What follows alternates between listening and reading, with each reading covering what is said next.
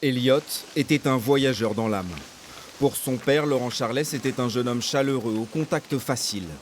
Le 25 février dernier, après avoir exploré le Maroc, la Hongrie et la Thaïlande, Elliot s'envole pour Zagreb en Croatie, où l'attend un travail de saisonnier dans un restaurant. Il envoie un texto à sa maman en disant qu'il est bien arrivé, que tout va bien, voilà, qu'il est content d'être arrivé.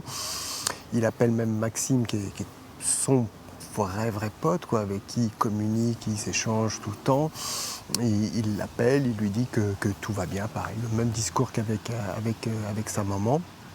Et donc ça c'est le 27, le lendemain en fait de son arrivée. Et puis, le silence. Plus aucune nouvelle avant cette nuit du 11 avril où les parents d'Elliot apprennent que le corps sans vie de leur fils a été retrouvé dans une forêt près de la commune de Bakar.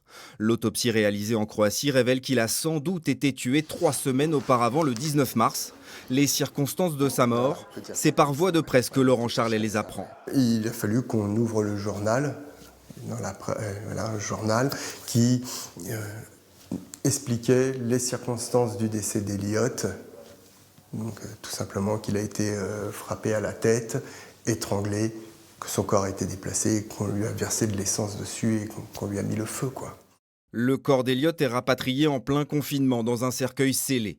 Depuis, rien ne filtre de l'enquête. Que s'est-il passé pendant les 3 semaines qui ont précédé le meurtre?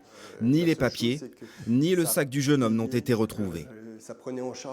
On veut savoir pourquoi ça s'est passé, qu'est-ce qu'Elliot a bien pu faire pour qu'on lui fracasse la tête, qu'on l'étrangle, qu'on lui mette le feu.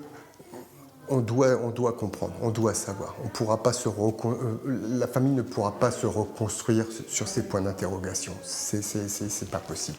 L'enquête en Croatie est désormais suivie par le parquet de Paris. La famille espère comprendre, un jour, pourquoi Elliot est mort.